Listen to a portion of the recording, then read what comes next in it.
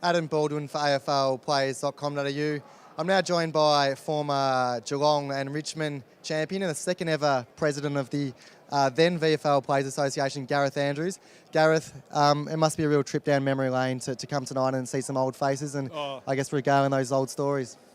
Well, actually, there are going to be a lot of stories told tonight, and I met with Jeff Pryor because Jeff and I started the whole thing off back in the middle of '73, and we started just walking down memory lane because we go way back to beach at Torquay, and we were telling stories that neither of us have even thought about since those times, 40 years ago.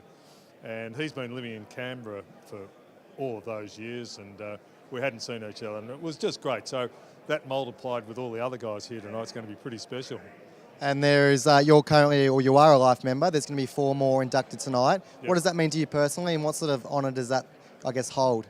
I think it's going to grow because a lot of the history of the AFLPA and the VFLPA, as it was, Adam, has been brought together, I think, in the last year, which is very important. And even the life memberships, there were 3 presented in 1984, and the AFLPA literally had forgotten that they'd been presented.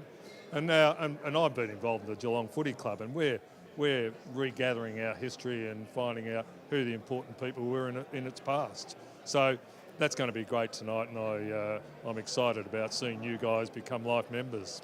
And do you marvel at the conditions and I guess the playing standards the players have today, and I guess how good they are compared to maybe what they were 40 years ago?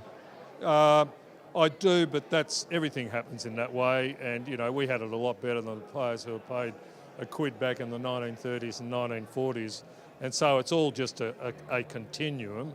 The biggest change is, as far as I was concerned, the administrators in football just had no respect for the players back in the 70s. They'd come and watch the games and love seeing their stars, but they couldn't give a damn about us in any other format.